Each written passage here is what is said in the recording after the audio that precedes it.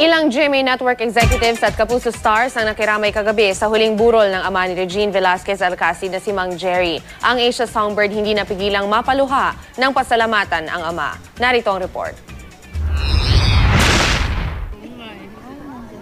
Isang Kapuso night ang idinaos kagabi sa huling lamay ng ama ni Asia Songbird Regine Velasquez. Dumating ang mga kasama at kaibigan ni Regine sa industriya tulad ni Jaya, Alan Kay, Carla Abellana, Jeff Eigenman, Dingdong Dantes, Marian Rivera, at Gabby Eigenman.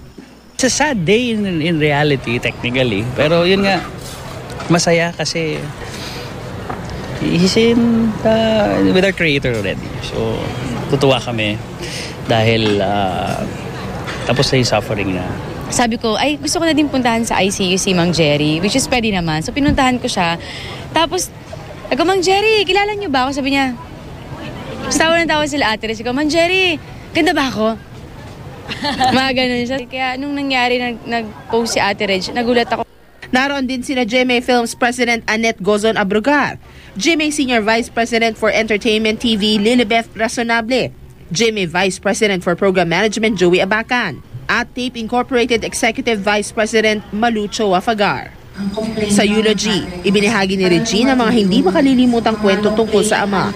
Nagkwento rin ang kanyang kabiyak na si Ogie Alcacid tungkol sa pagiging maalalahanin ni Mang Jerry. Si Mang Jerry ay kilala nating lahat. He just has a way of touching every single soul. Nagsalita rin si Herman Moreno o Kuya Germs. Bago matapos ang programa, di naman napigilang maluha ng Asia Songbird ng pasalamatan ang ama. Thank you, Jerry.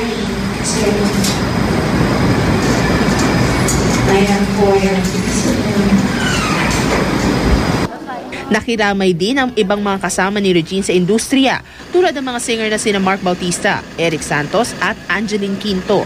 Dumating din si megastar Sharon Cuneta, direktor na si Binibining Joyce Bernal, actor-host na si Raymond Gutierrez, gayon din si Arnel Ignacio. Nagpunta rin doon ang mga aktres na sina Lorna Tolentino, Tessie Tomas at singer-actor na si Randy Santiago.